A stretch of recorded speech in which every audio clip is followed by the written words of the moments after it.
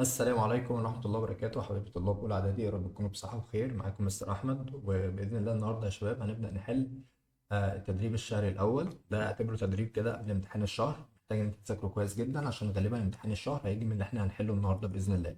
طيب السؤال الأول بيقول لك تصنف العناصر حسب خواصها الكيميائية إلى.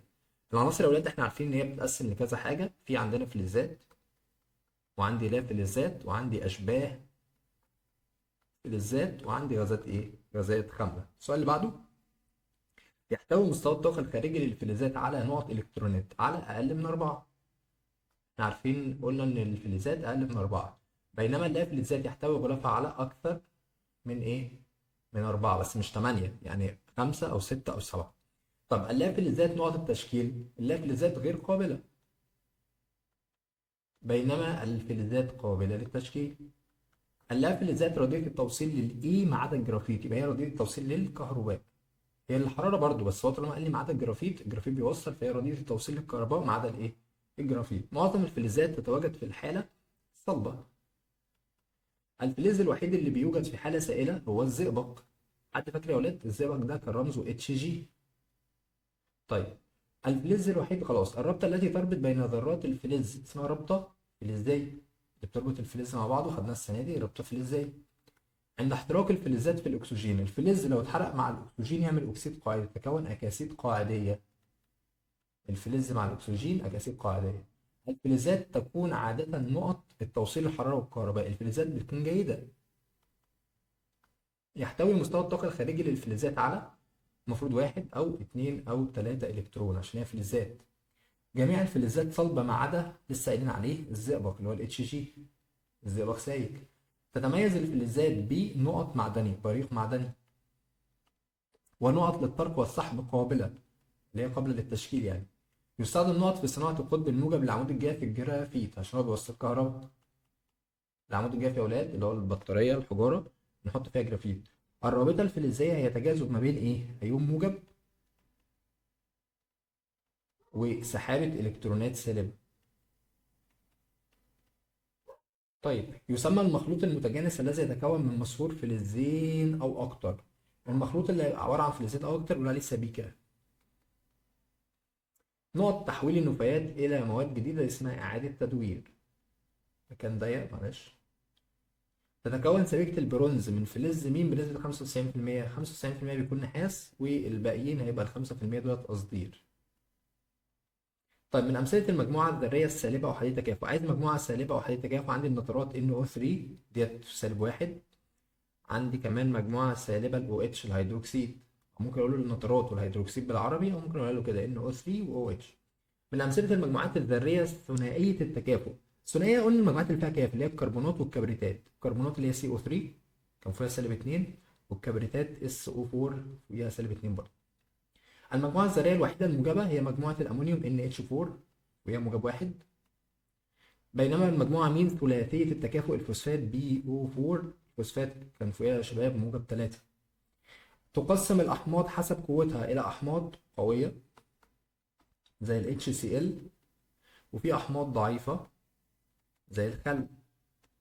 طب عدد ذرات الهيدروجين في الحمض، لو أنا عندي أي حمض عدد ذرات الهيدروجين في الحمض بتساوي مقدار نقط المكون له. يعني تعال أديك مثال، مثلا HCl في كام ذرة هيدروجين؟ هنا واحدة، عشان الانيون هنا فوقيه -1، كلور بيبقى فيه -1. طب مثلا لو انا عندي مجموعه استكفاء ثنائي زي مثلا الكربونات، فيبقى يديني H2CO3، يبقى عدد ذرات الهيدروجين بتعتمد على شحنه الانيون. شحنه الانيون هنا ايه؟ -2، فبقى عنده 2. طب لو هو كان ماسك مع الفوسفات 3، هيبقى H3BO4، عشان الفوسفات فوقيه -3، فيبقى هنا في 3. يبقى معنى كده ان عدد ذرات الهيدروجين تساوي مقدار شحنه الانيون المكون له. تمام. طيب احتوى اجسامنا على بعض الاحماض مثل حمض، هكتبها هنا، الهيدروكلوريك اللي هو HCl، وحمض التاني اللي هو اللاكتيك، بنقول عليه اللاكتيك. طيب دي اول صفحه، ان شاء الله تكون ايه سهله بالنسبه لكم. نخش على الصفحه اللي بعديها. بيقول لك من امثله القلويات، احنا عندنا القلويات، انا مش عايز اكتب بالعربي بس عشان مكان. عندنا هيدروكسيد الصوديوم اللي هو NaOH، نكتبها كده، وعندنا هيدروكسيد الكالسيوم اللي هي KOH، عندنا هيدروكسيد مغنيسيوم MgOH باي 2، وهكذا. لا تتفاعل القلوات مع بعضها، ولكنها تتفاعل مع القلوات، مش هتتفاعل مع بعض، ولكن القلوات تتفاعل مع الأحماض. من امثله القلويات اللي في المنزل معجون السنان، وعندنا الصودا الخبيث، وعندنا المنظفات. كل دي اسمها قلويات موجوده عندنا في البيت. اول من عرف الاحماض والقلويات هو عالم اسمه ارهينيوس. قال لك ان الاحماض فيها تتحلل او تتفكك في الميه، الاتش بتدينا ايون اتش موجب، والقلويات بتتفكك في الميه وتدينا او اتش سالب. من امثله الاطعمه اللي بتحتوي على الاحماض: 100 طعام، كاتشب، قلنا كمان العنب. عندنا الاطعمه كعنب وكاتشب والليمون. طيب الاحماض مين؟ ورق الاحماض نقط ورقه دوار الشمس نقط. الاحماض بتحمض ورقه دوار الشمس الزرقاء، بينما القلويات تزرق ورقة دوار الشمس الايه؟ الحمراء. طيب المادة التي تذوب في الماء وتعطي ايونات اتش موجب. ارهينيوس قال ان المادة اللي هتذوب في الماء وتدي اتش موجب دي اسمها احماض، يبقى تسمى حمض. والمادة اللي تذوب في الماء وتديني اتش سالب بنقول عليها قلوي. عند تفاعل الحمض مع القاعدة، ده سؤال مهم قوي، الحمض مع القاعدة دايما بيطلع ملح وماء، ملح وايه وماء، تحفظها كويس قوي. المقطع الذي ينتهي به اسم الحمض الاكسجيني اذا انتهى انيونه بالمقطع ايد. يعني مثلا لو انا عندي مجموعة النيتريت اللي هي NO2 او الكبريتيت اللي هي SO3، لو احنا عايزين بقى نحطها في حمض يبقى كده الحمض هنسميه ايه؟ فالحمض دوت هيبقى اخره اوز. يعني مثلا حمض النيتروز ده هيبقى نيتروز، او الكبريتوز اللي فوق. فبدأ لو هو المقطع اخره ايد يبقى ساعتها لو ما يبقى حمض يبقى اخره اوز، واوزين يعني. القلويات القويه تكون قيمه البي اتش لها. لو القلوي قوي بيكون البي اتش اقل من، لا القلويات القويه يبقى اكبر. الاحماض اقل من 7، القلويات اكبر من 7. تنتج الأمطار الحامضية عند ذوبان أكاسيد نقط في بخار المية. الأمطار الحامضية تنتج عند ذوبان أكاسيد حمضية، اللي هي أكسيد اللافلزات يعني. من أمثلة الأكاسيد الحمضية عندي ثاني أكسيد الكربون اللي هو CO2، و SO3 اللي هو ثالث أكسيد الكبريت. يبدأ اسم الأحماض التي لا تحتوي على الأكسجين. الحمض لو ما فيهوش أكسجين بيبدأ بكلمة هيدرو، ده الهيدرو، حمض هيدروكلوريك مثلا هيدرو. ويبدأ اسم القلوي بكلمة هيدروكسيد. دايما الحمض اللي ما فيهوش اكسجين بيبقى اسمه حمض هيدرو كذا، حمض هيدرو كذا، حمض هيدرو كذا، دي هيدرو. طيب ينتج عن تفاعل الحمض مع القلوي لسه حلنا ملح وماء. تتكون الاكاسيد نقط عند احتراق اللافلزات في وجود الاكسجين. لافلز مع وجود اكسجين بتتكون اكاسيد حامضيه عشان ده لافلز، بينما فلز مع اكسجين تعمل اكاسيد قاعديه. من امثله الاحماض الاكسجينيه حمض فيه اكسجين ممكن اقول له HNO3 عشان دوت فيه اكسجين اهو، بينما الاحماض اللي ما فيهاش اكسجين زي حمض المعده HCl. من امثله القلويات القويه HCl حمض المعده قوي. لا معلش انا اسف، ده عايز قلوي. قلوي هيدروكسيد الصوديوم NaOH. قلوي ضعيف عندنا هيدروكسيد الامونيوم NH4OH. هيدروكسيد الامونيوم ضعيف، هيدروكسيد الصوديوم قوي. المادة التي يتغير لونها حسب الوسط تسمى، المادة اللي لونها بيتغير حسب الوسط بنقول عليها أدلة. دليل دوار الشمس بتحول إلى لون إيه في الحمض؟ أو لون أحمر. محلول المتعادل بتكون البي اتش بتاعته بتساوي 7. كل ما تقرب البي اتش من الصفر كل ما المحلول يبقى أكثر حامضية، كل ما نروح ناحية الصفر. الدليل الذي يمكنه التمييز بين درجات الحموضة والقاعدية يسمى دليل يونيفرسال، لأن هو بيقدر يفرق بين درجات الحموضة وبعضها والقلوية وبعضها، دليل يونيفرسال. عند إذابة أكسيد الفلز في المية، أكسيد الفلز لما يدوب في المية بيتكون قلوي، قلويات. بينما الأكاسيد اللافلزة في الماء بتكون أحماض. الأكاسيد الفلزية تكون قلويات، الأكاسيد اللافلزية تكون أحماض. المرور لما يدوب في المية طبعا. المركبات الناتجة عن تفاعل الحمض مع القاعدة تسمى أملاح. قلنا الحمض مع القاعدة يطلع ملح وإيه؟ ملح وماء. طيب نكمل. الملح الناتج من تفاعل الحمض الهيدروكلوريك مع هيدروكسيد الصوديوم. أنا هكتب لك التفاعل هنا بس ممكن تحفظها عادي مش مشكلة. هيدروكسيد الصوديوم NaOH هنفعله مع حمض الهيدروكلوريك اللي هو HCl. لو انت جيت تركز ال Na هياخد ال Cl فيطلع NaCl وهو ده اللي هو عايزه، ده الملح اللي هيطلع. وال H ياخد ال OH هيعمل ميه. هو عايز مين ده؟ مين المركب اللي طالع هنا دوت او الملح قصدي اللي طالع هنا ده؟ ده NaCl. حد يعرف يقول لي ايه NaCl ده؟ تقول لي مثلا كلوريد الصوديوم، يبقى هو بيتكون كلوريد صوديوم. كلوريد الصوديوم. السؤال اللي بعده: السبيكة المكونة من النحاس والقصدير تسمى برونز.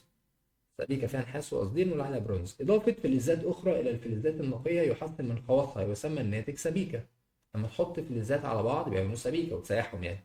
الاملاح التي تذوب في الماء تكون محاللها جيده، طالما الملح ده بيبقى جيد التوصيل للكهرباء. الماده المستخدمه لمعادله حموضه التربه، قلنا لو عندنا حموضه للتربه نحط هيدروكسيد كالسيوم، اما لو حموضه المعده هيدروكسيد مغنيسيوم. فهو بيقول لي عايزين نعادل حموضه التربه، فاقول له هيدروكسيد كالسيوم اكتبها بالرموز CaOH باي 2، او بالعربي ممكن اكتب هيدروكسيد الكالسيوم عادي.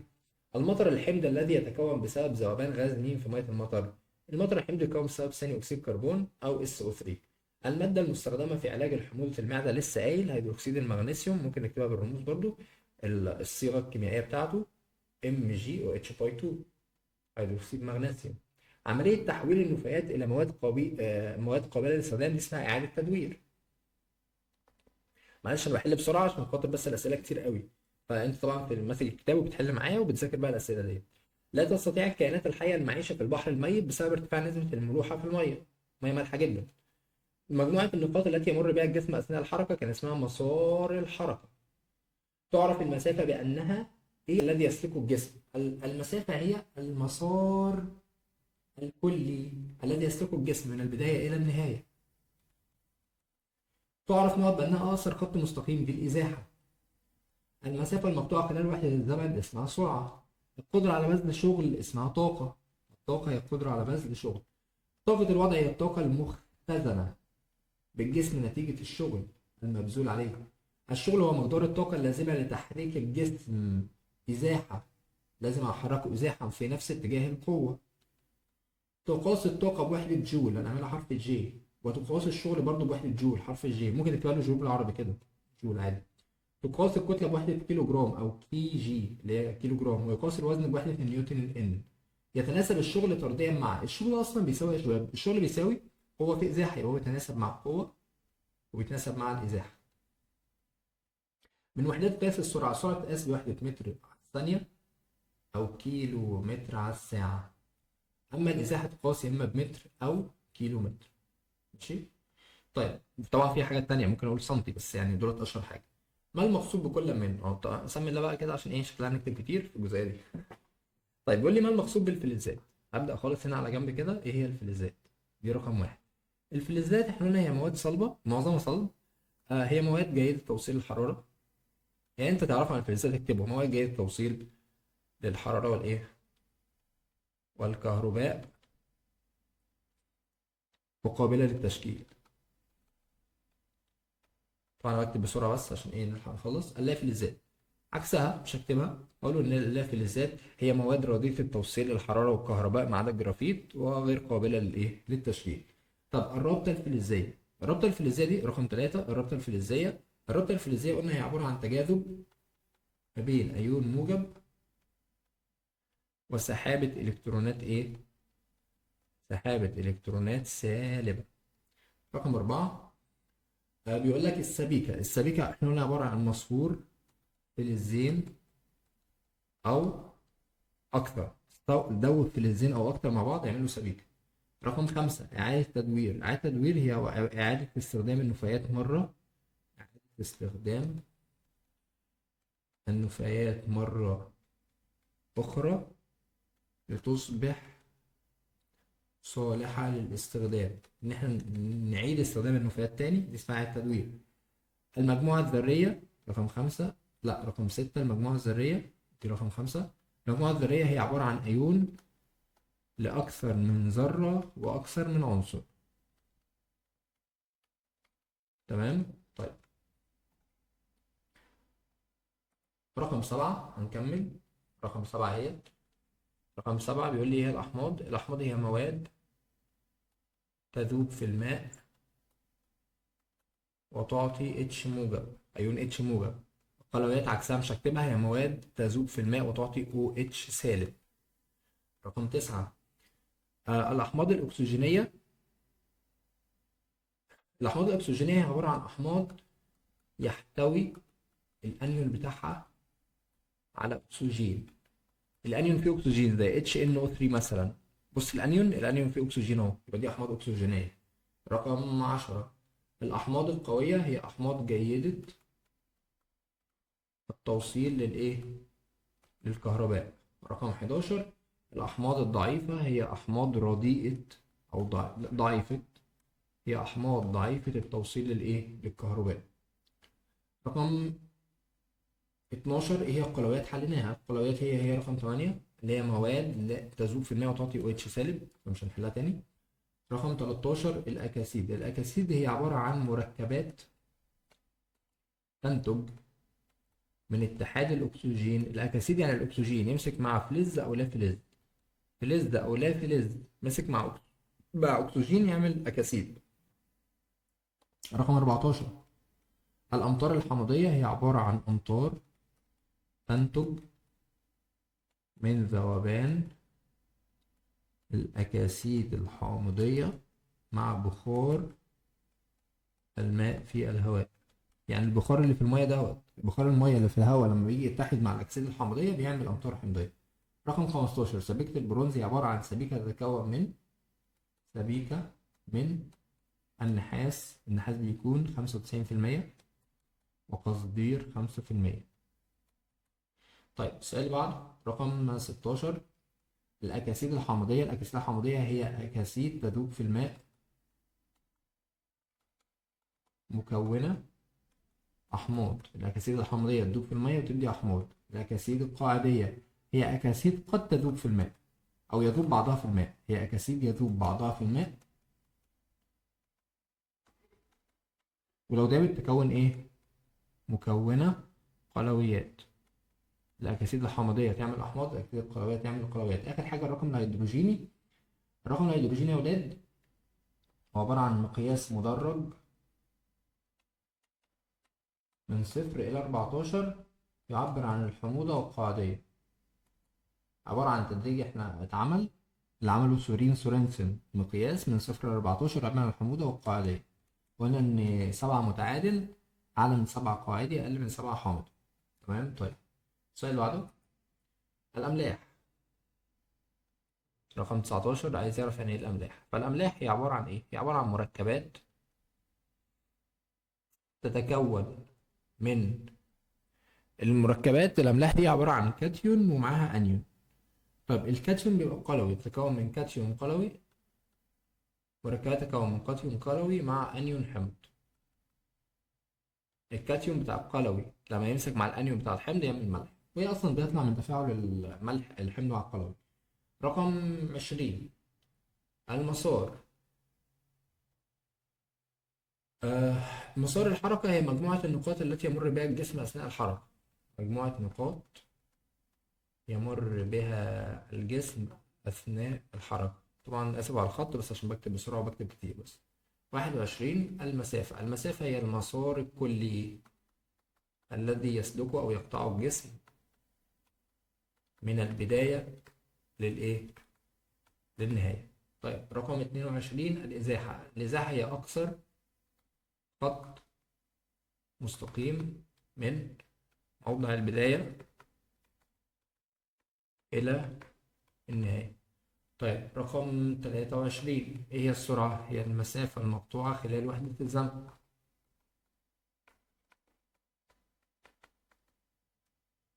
رقم 24 إيه هي الطاقة؟ الطاقة هي القدرة على بذل شغل. رقم 25 طاقة الوضع. طاقة الوضع هي الطاقة المختزنة، حلناهم في أكمل من شوية على فكرة. هي الطاقة المختزنة داخل الجسم نتيجة الشغل المبذول عليه. رقم 26 ايه هو الشغل؟ ممكن اقول ان الشغل هو حاصل ضرب القوة في الازاحة، او احنا لسه حاليا من شوية ان الشغل هو عبارة عن الطاقة اللازمة ليقطع الجسم مسافة عندما تؤثر عليه قوة. ممكن اختصرها اقول له هو حاصل ضرب القوة في الازاحة. طيب ما فائدة او ضرر او اهم اعمال كل من، يا رب المكان يقضي بقى. الجرافيت. الجرافيت ده بنستخدمه في العمود الجاف. العمود الجاف اللي هو الحجر يعني. سبيكة البرونز بنستخدمها في التماثيل وفي الحلي وفي العملات المعدنية. عدد إلكترونات الميداليات قصدي. عدد إلكترونات المستوى الخارجي لذرة العنصر. إيه فايدة عدد الإلكترونات؟ معرفة نوع العنصر. بيساعدني في معرفة نوع العنصر، أعرف إن هو فلز ولا لا فلز أو خامل أو كده. إعادة التدوير للعناصر. إيه فايدتها؟ إعادة استخدامها مرة أخرى إن هي بتكلفة قليلة، وعشان هي ندرة وجودها في الأرض. فايدة إعادة تدوير إعادة استخدام المواد مرة أخرى.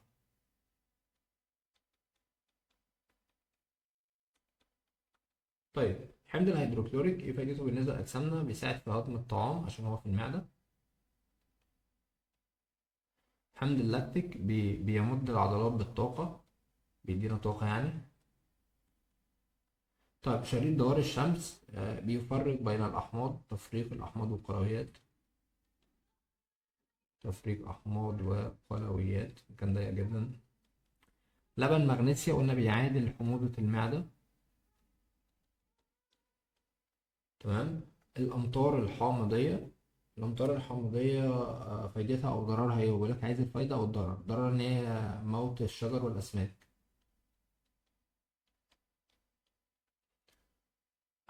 طيب ثواني كده، صفحة تانية خلاص. طب أنا همسح، المفروض انتوا كتبتوا معايا دوت، أنا همسح دوت عشان المكان، ونحل هنا تاني. بقى ثانية.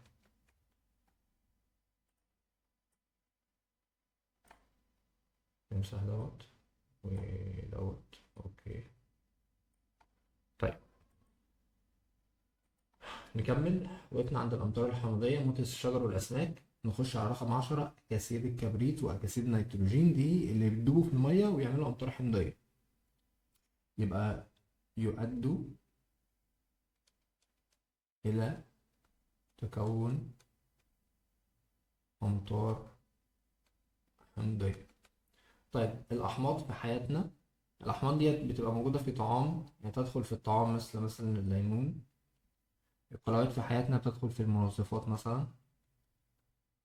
الأكاسيد الحامض، وبرضه الأحماض في حياتنا إن هي موجودة في المعدة وكده. الأكاسيد الحامضية هو برضه بيقول لك فايدتها أو ضررها أو عملها، هي بتعمل إيه يعني. فالأكاسيد الحامضية تذوب في الماء وتعطي أحماض. أما الأكاسيد القاعدية عند ذوبانها في الماء تعطي قلويات. تذوب في الماء وتعطي قلويات. إضافة القصدير إلى النحاس يعمل سبيكة اسمها البرونز، يؤدي لتكون البرونز. أنا بس بكتب كده بختصر في الكلام عشان المكان ضيق. الرابطة الفلزية في صناعة أسلاك الكهرباء. السؤال ده بس بصراحة يعني ملوش وجود أوي في المنهج.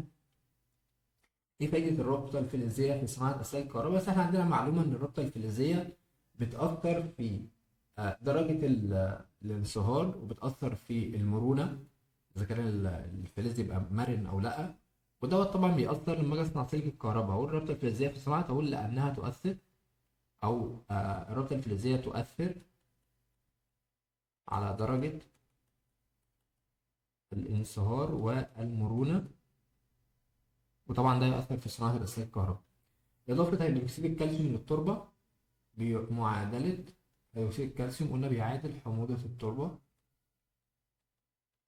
إعادة تدوير الألمنيوم برضو قلنا إيه؟ إعادة الاستخدام مرة أخرى.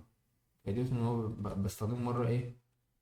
مرة أخرى لندرة أو لصعوبة الحصول عليه من الأرض. صعب إن إحنا نلاقيه في الأرض لأن المعادن دي بتبقى قليلة، فبنعمل له إعادة تدوير. دليل يونيفرسال هكتبه هنا رقم 19. يفرق بين الأحماض والقلويات، أو يفرق بين الأحماض وبعضها، والقلويات وإيه وبعضها. يفرق بين الأحماض والقلويات. ماشي. طيب جهاز بي اتش ميتر، قياس آه بيقيس البي اتش، بيقيس الرقم الهيدروجيني، قياس الرقم الهيدروجيني بدقة. قياس الرقم الهيدروجيني بدقة. بسرعة تحط الجهاز يعرف الرقم الهيدروجيني. عالم سولينسون هو اخترع الرقم الهيدروجيني. العالم أورهانيوس هو اللي عرف الأحماض والقلويات. ماشي. طيب خش بسم الله كده على علل بقى. أنا عايز أمسح الجزئية دي برضو.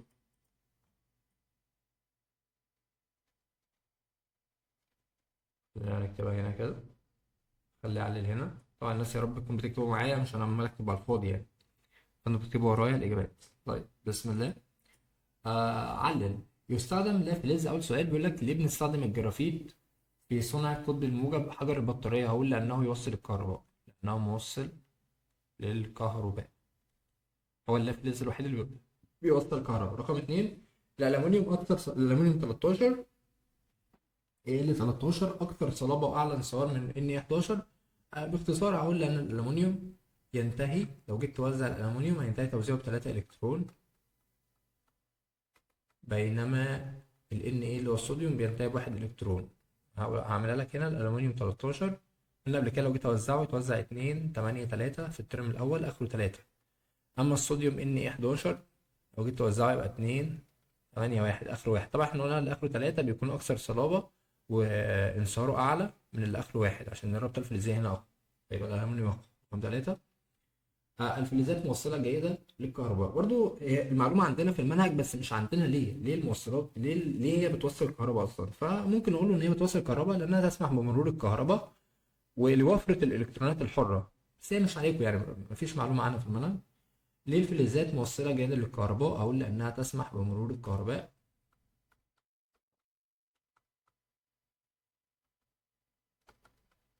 ولوفرة الإلكترونات الإيه؟ الحرة، بيكون عليها إلكترونات حرة كتير. رقم 4 بيقول لك الجرافيت بيوصل الكهرباء على عكس باقي اللي هي فلزات. برضه هقول لأنه يسمح بمرور الكهرباء، ما فيهاش برضه لأنه يسمح. هو الفلز الوحيد اللي لأنه يسمح بمرور إيه؟ الكهرباء. رقم 5 لا يصلح دوار الشمس للتمييز بين الأحماض القوية والضعيفة. أقول لأنه مع الأحماض دوار الشمس مع الأحماض كله يد أحمر، مع القلوية كلها يد أزرق، فهو مش هيفرق لأنه مع الأحماض أحمر، مع الأحماض يعطي لون أحمر، أما مع القلويات بيعطي لون أزرق، فمش هنعرف نفرق بيه. رقم 6 البرونز اكثر مقاومه للصدى من النحاس. برضو انا مش عارف ايه الاسئله دي يعني، هي مش موجوده برضو في المنهج. ليه البرونز بيقاوم اكتر من النحاس؟ احنا عندنا المعلومه بس ما عندناش السبب. عندنا ان البرونز بيكون اكثر مقاومه للصدى يعني. بس هو عامه عشان تعرفوا ان الحاجه بتصدي لما بتتفاعل مع الاكسجين اللي في الهواء، بتتفاعل مع الهواء. فمعنى ان البرونز اكثر مقاومه للصدى يبقى هو تفاعله اقل من تفاعل النحاس مع الهواء. يبقى اقول لان البرونز تفاعله اقل نشاطا، تفاعله مع الهواء أقل نشاطا من النحاس. نشاطا من النحاس يعني من الآخر إن البرونز نشاطه أقل من النحاس وبالتالي بيكون تفاعله أقل.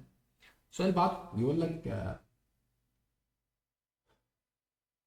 رقم 7 محلول كلوريد الأمونيوم حمض التأثير. خلاص هو قال لي حمضي، هقول لأن البي اتش على طول بقى يعني من غير رغي كتير. حمضي لأن البي اتش أقل من إيه؟ أقل من 7. رقم 8 يضاف الكالسيوم للتربة. المفروض هي برضه دي غلطة، المفروض هيدروكسيد الكالسيوم. بنضيف هيدروكسيد الكالسيوم للتربة الحمضية، هقول له لمعادلة الحموضة، لمعادلة حموضة التربة. رقم 9 الأملاح الصلبة لا توصل تيار كهربي. الأملاح الصلبة ما بتوصلش تيار كهربي. المفروض الملح لما بيدوب في المية بيتحول لأيونات فبيبقى سهولة حركة الإلكترونات جواه. أما الملح الغير صلب ما بيتفككش الأيونات فبالتالي مفيش كهرباء. أقول لأنه لا يتفكك الأيونات، يعني مش هيبقى كاتيون وأنيون، مش هيبقى أيون موجب ولا أيون نيون، لأنه لا يتفكك، لأنه لا يتفكك إلى أيونات. لو اتفك الأيونات ساعتها يوصل كهرباء. رقم 10 تغير لون أزهار الكوبية. برضه مش موجود في المنهج. ليه لون نبات الكوبية بيتغير على حسب نوع التربة؟ أنا هقول له المعلومة ما فيهاش أي سبب يعني، السبب العلمي بتاعها مش موجود أصلا. ليه لونها بيقلب حسب التربة؟ هقول تفرق بين التربة والحامضية والقاعدية. في التربة الحامضية بيبقى لونها أزرق والقاعدية بيبقى لونها أحمر. قول تفرق، هي تفرق بين، لونها بيتغير عشان تفرق بين التربة، تفرق بين التربة الحامضية تعطي أزرق. هي عكس على فكرة دور الشمس، مع الحامضية تعطي أزرق ومع القاعدية لونها يعطي أحمر، لونها يقلب أحمر. ماشي ماشي. السؤال اللي بعده، آسف على الخط تاني. السؤال اللي بعده رقم 11 لا تعمل الأدلة الكيميائية إلا في وجود وسط مائي. الأدلة مش هتشتغل إلا في وجود وسط مائي. قلنا لإذابتها لازم تذوب عشان تشتغل، لإذابتها لازم الأدلة بتدوب فلازم يبقى في وسط مائي. يستخدم هيدروكسيد المغنيسيوم في علاج الحموضة. أقول لأنه قاعدي، طالما أنا عندي حموضة فأنا مش هاخد حمض، هاخد قاعدة، أقول لأنه قاعدي. الماء المقطر متعادل التأثير عشان البي اتش، لأن البي اتش بتساوي 7. الأسماك لا تعيش في البحر الميت. أقول لارتفاع نسبة الملوحة، مياه مالحة جدا، لارتفاع نسبة الملوحة. يتم إعادة تدوير بعض العناصر الفلزية. ليه بيحصل إعادة تدوير للعناصر؟ أقول آه لقلة التكلفة، بنعمل لها إعادة تدوير لقلة التكلفة وندرة الحصول عليها، موجودة أصلا بنسبة قليلة، أو صعوبة الحصول عليها، يبقى صعب نحصل عليها فبنعمل لها إعادة تدوير أحسن. تحدث ظاهرة الأمطار الحمضية، هقول بسبب ذوبان الأكسدة الحمضية، قلنا من شوية بسبب ذوبان الأكاسيد الحامضية مع إيه؟ مع بخار الماء. كمل هنا عشان المكان رقم 17. يقول لك بيستخدم حمض الهيدروكلوريك في هضم الطعام، أقول لأنه حمض قوي فبيهضم الطعام لأنه حمض قوي، ده موجود في المعدة عندنا. رقم 18. يحدث الشد العضلي عند نقص الأكسجين في العضلات، أقول بسبب تراكم بيزيد قوي، بيتراكم حمض اللاكتيك. حمض اللاكتيك لو اتراكم في العضلات يحصل شد عضلي. رقم 19. يستخدم النحاس في صناعة الأسلاك الكهربية، ولأنه موصل للكهرباء وقابل طبعا للتشكيل، لأنه موصل للكهرباء وقابل للتشكيل، فده بيخليه إن هو كويس أوي في تصنيع الأسلاك. رقم 20. تستخدم البرونز في صناعة التماثيل والميداليات والحلية، لأنها تقاوم الصدأ وأكثر صلابة كمان، يعني أصلب من النحاس بكتير. 21. يقول لك لا يعبر عن معظم السبائك بصيغة جزيئية، مفيش سبيكة نعمل لها صيغة. الصيغة دي ولاد بكل المركبات، انا عندي مركب فهم اتحدوا كيميائيا فنعمل لهم صيغه، لكن دولت مش مركبات، دول مخاليط، هقول لانه مخلوط. السبيكه هي عباره عن ايه؟ لانها مخاليط وليست مركبات. المخلوط ما يعملوش صيغه، لكن المركب ليه صيغه. طيب رقم 22. تلجأ معظم الدول الى استراتيجيه اعاده التدوير، قلنا برضو تاني بسبب نقص التكلفه وصعوبه الحصول على الايه، على الخامات. صعوبه الحصول على المعادن النقيه، صعب تلاقي المعادن النقيه، فبنعمل لها اعاده تدوير افضل يعني. رقم 25. بيقول لك يستخدم لبن مغنيسيا كعلاج لحموضة المعدة، ولا أنه قاعدي؟ عندي حموضة في المعدة فبنستخدم لبن مغنيسيا لأنه قاعدي. رقم 26. الأمطار الحموضية تأثير ضار بالبيئة، لأنها تؤدي، فاكرين قلنا من شوية، تؤدي إلى موت الأسماك والإيه؟ والشجر. لو وقعت في بحيرة موت السمك، لو وقعت على التربة موت الشجر. رقم 28. رقم 27 آسف. كلوريد الهيدروجين من الأحماض، بينما هيدروكسيد الصوديوم من القلويات. كلوريد الهيدروجين أحماض، أكتبها هنا لأنه عند ذوبانه في الماء يعطي اتش موجب، أما هيدروكسيد الصوديوم عند ذوبانه في الماء يعطي او اتش إيه؟ يعطي او اتش سالب. الكلام ده اكتبه معايا واحدة واحدة، وقف الفيديو وكل سؤال اكتب إجابته، حتى لو أنا مش بكتبه قدامك اكتب اللي أنا بقوله. السؤال بعده، ماذا يحدث عند الترك بمطرقة على قطعة من الفحم أو أخرى من الحديد؟ طبعا مع الفحم أقول له يتفتت الفحم، هو عايز اللي يحصل مش عايز سبب، أقول له يتفتت الفحم. اما مع الحديد هقول له ايه؟ يتشكل. لو دقيت عليه يتشكل، اما الفحم يتفتت. غمس ورقتي ضوء الشمس في كأس به محلول حمضي، اقول له يتحول لونهم للاحمر. حطيناه في محلول حمضي يتحول لاحمر. طب لو حطيناهم في قلوي اقول له يتحول اللون لازرق، اللون يقلب ازرق. غمس ورقتي ضوء الشمس في جيب ماء مقطر، اقول له لا يتغير اللون. طالما حطيناه في ماء لا يتغير الايه؟ اللون. تفاعل حمضي مع قلوي ينتج ملح وماء. ينتج ملح وماء. تراكم حمض اللاكتيك بالعضلات يؤدي إلى شد، يحدث شد إيه؟ عضلي. احتراق فلز بالأكسجين يتكون، الفلز لو داب في الأكسجين احتراق مع الأكسجين يتكون أكسيد قاع عادي. احتراق اللافلز يتكون أكسيد حامضي. ذوبان أكاسيد الكبريت والنيتروجين في بخار المية يتكون أمطار حمضية. تكوين أمطار، أنا ما بكتبش تكوين بس تكتبها، تكوين أمطار إيه؟ حمضية. طيب سقوط الأمطار الحمضية في منطقة، قلنا من شوية تؤدي إلى موت الإيه؟ الأشجار والأسماك، وتلف المباني برضه، بتخلي المباني تتلف. زيادة الوزن بالنسبة لطاقة الوضع.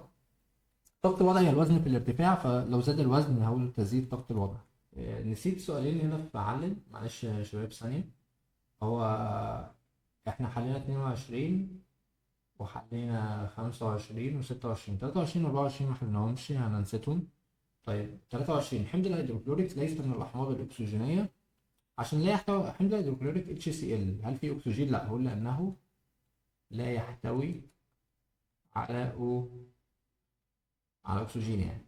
عند النيتريك احماض اكسجينيه، النيتريك اهو HNO3. الانيون فيه اكسجين، الانيون اللي هو النص التاني فيه اكسجين، فيبقى كده احماض اكسجينيه، اقول لان الانيون يحتوي على اكسجين. ماشي طيب. رقم 12 يلا. نقص المسافة المقطوعة خلال نفس الزمن. لو المسافة قلت، طبعا المسافة قلت تقل السرعة لأن في علاقة طردية بينهم. التأثير بقوة على جسم وقت كل إزاحة صفر، يبقى الشغل صفر. طالما الإزاحة صفر يبقى الشغل بيساوي إيه؟ صفر.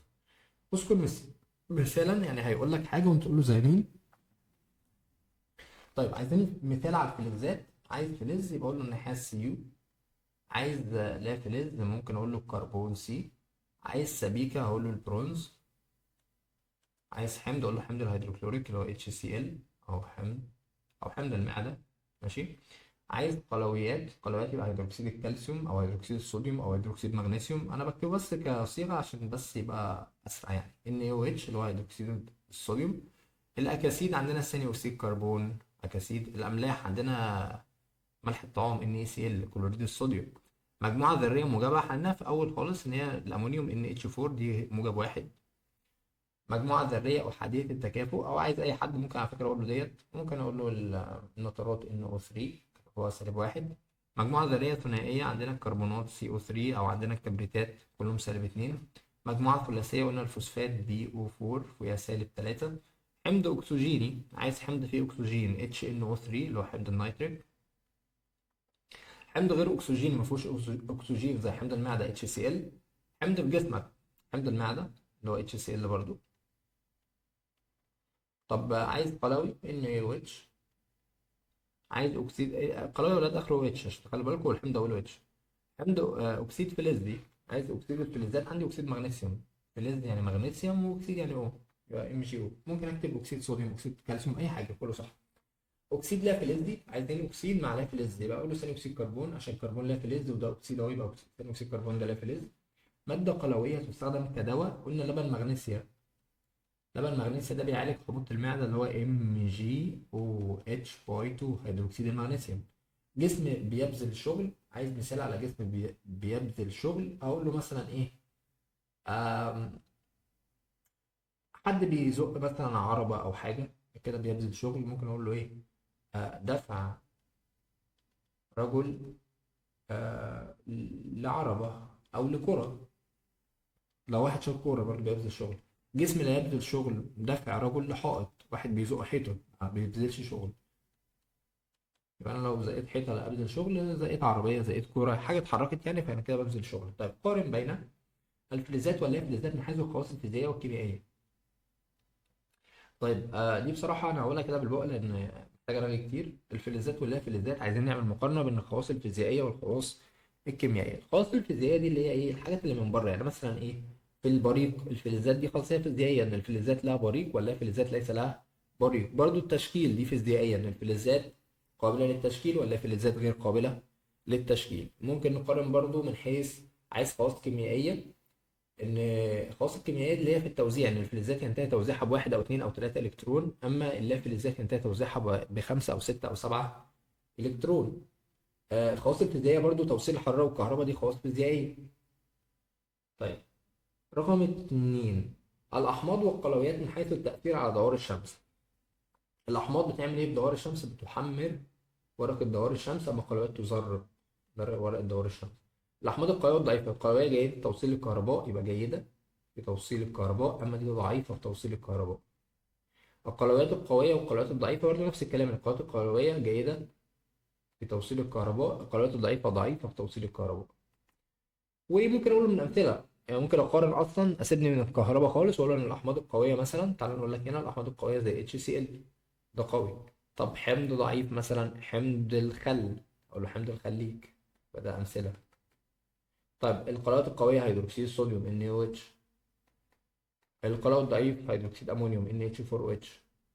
الاكاسيد الحامضيه والاكاسيد القاعديه برضو ممكن أقارن إن الأكسدة الحامضية تذوب في الماء وتعطي حمض. الأكسدة القاعدية إذا ذابت في الماء أو عند ذوبانها في الماء تعطي إيه؟ قلويات.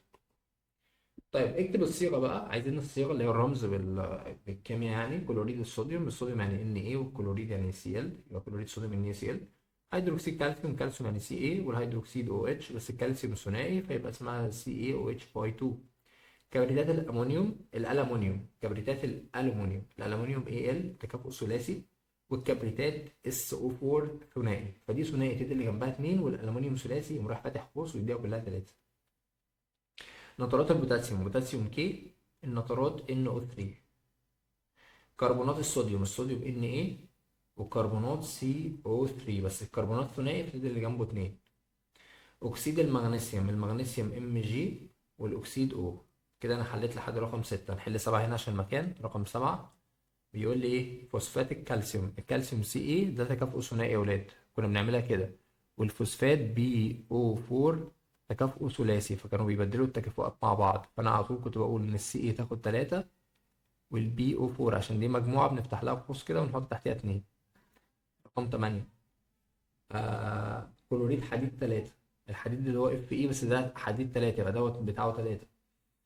والكلور احادي، فالسي ال يدي ده واحد يعني مش هيديله حاجه، والحديد يديله ايه 3، يبقى FeCl3. رقم 9 كبريتيد الهيدروجين، الهيدروجين يعني اتش والكبريت يعني اس، والكبريت ثنائي فيدي اللي جنبه 2. رقم 10 هيدروكسيد الامونيوم، الامونيوم NH4 فيها موجب واحد لو فاكرين، والهيدروكسيد فيها سالب واحد، فمحدش يدي حد حاجه، NH4OH. رقم 11 حمض الكبريتيك احنا حافظينه H2SO4.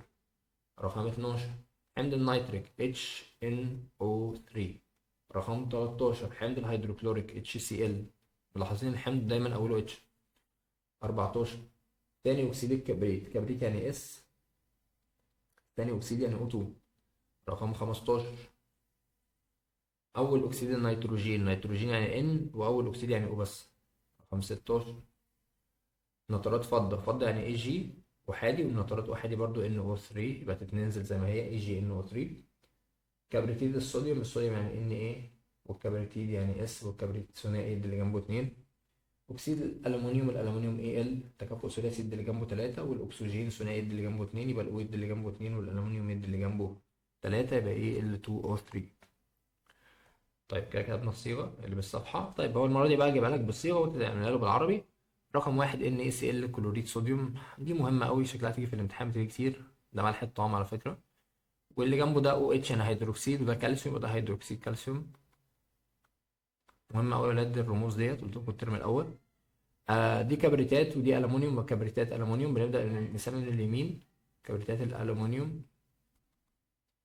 طيب دي مجموعه نترات، وده كالسيوم يبقى نترات كالسيوم. رقم 5 دي مجموعه كربونات، ودي صوديوم يبقى كربونات صوديوم. طيب عندي MgO يعني اكسيد، والام جي يعني مغنيسيوم يبقى اكسيد مغنيسيوم. رقم 7 دي مجموعه الفوسفات، وده كالسيوم يبقى فوسفات كالسيوم.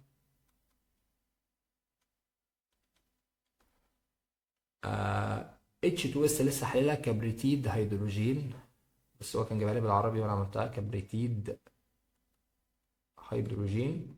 كده احنا حلينا لحد 8، خلينا نبدأ من 9 هنا كده. رقم 9 OH هيدروكسيد NH4 أمونيوم يبقى هيدروكسيد أمونيوم.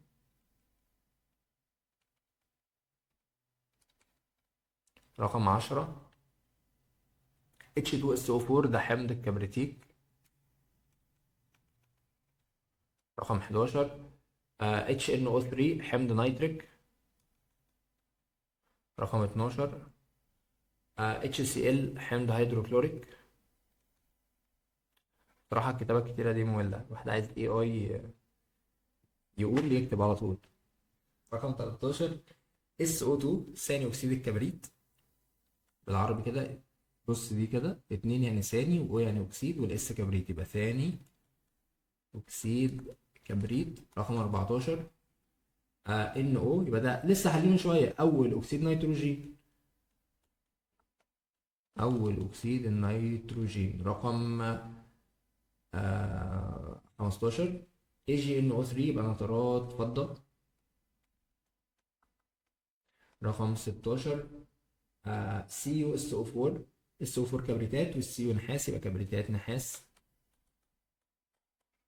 رقم 17 Na2S ده كبريتيد، الاس يعني كبريتيد، وده صوديوم يبقى كبريتيد صوديوم، كبريتيد بالدال، كبريتيد صوديوم. رقم 18 دي باظت يا جدعان مش قادر أكتب. 18 NaHCO3. HCO3 دي اسمها بيكربونات، والN يعني صوديوم، دي بيكربونات صوديوم. رقم 19 بسم الله. Al2O3 قلنا دوت اسمه اكسيد الومنيوم.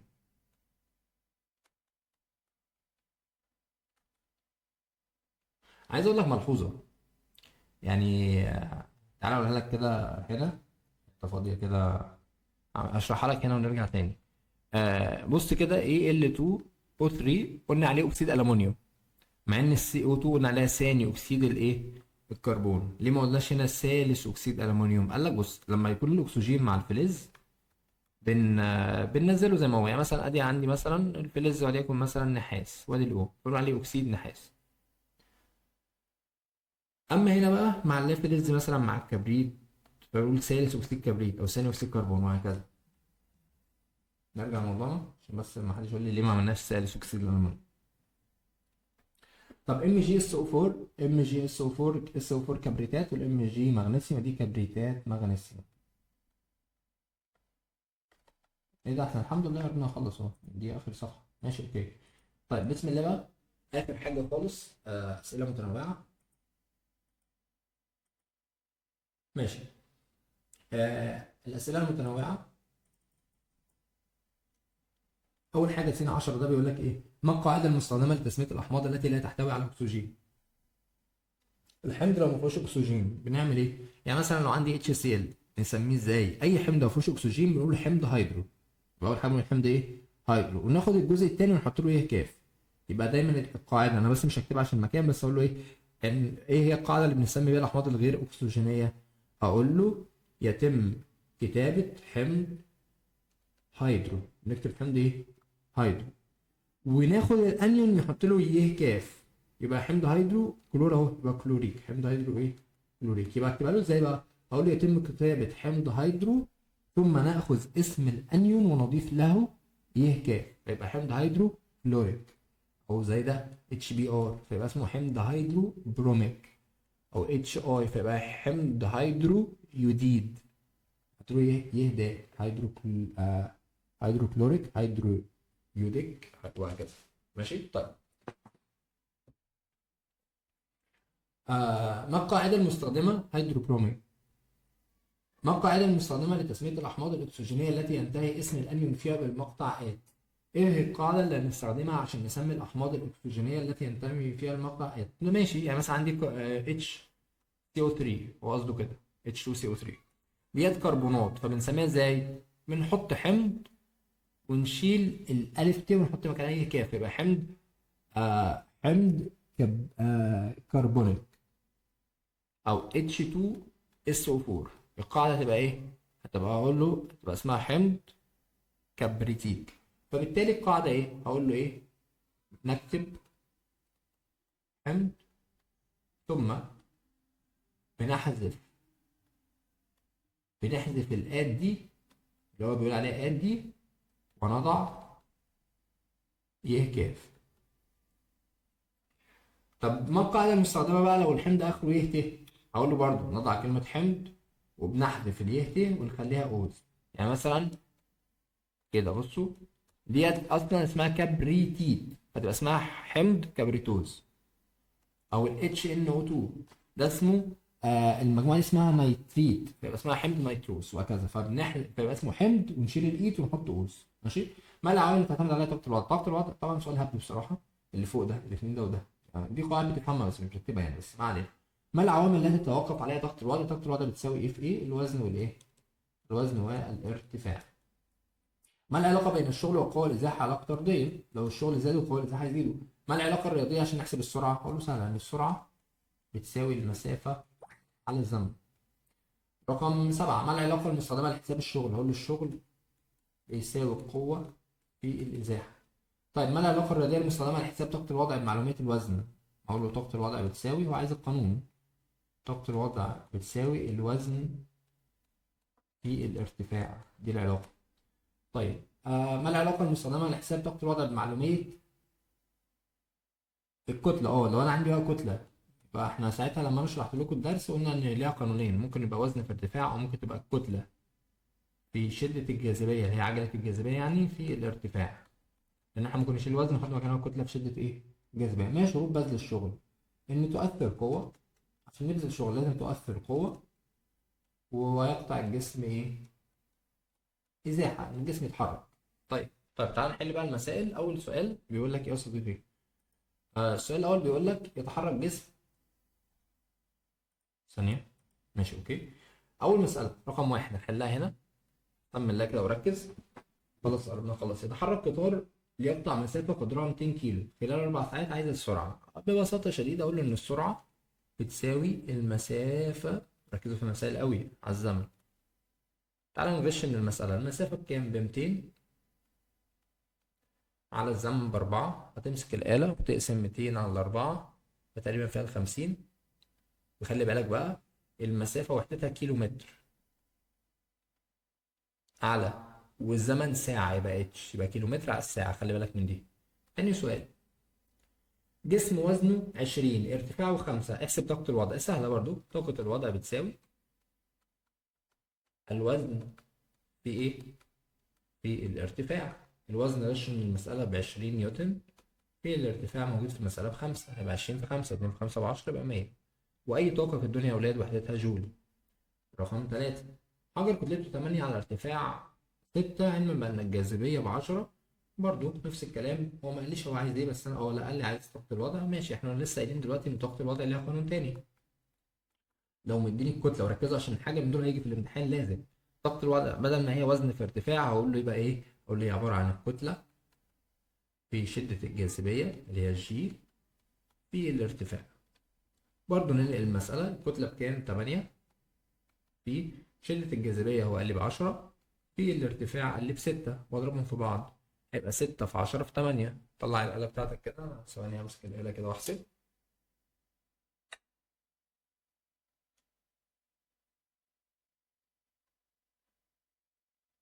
6 في 10 في 8 طلع 480. فضغط الوضع ب480، وأي طاقة وحدتها قلنا إيه؟ جول. رقم 4 بيقول لك سقطت تفاحة كتلتها 200 جرام من غصن شجر على ارتفاع، احسب طاقة الوضع. خلي بالك في ملحوظة هنا، هيقول لي 200 جرام، أنا ما بشتغلش بالجرام، أنا بشتغل بالكيلو. يبقى دايما تقسم على 1000 لو هي بالجرام.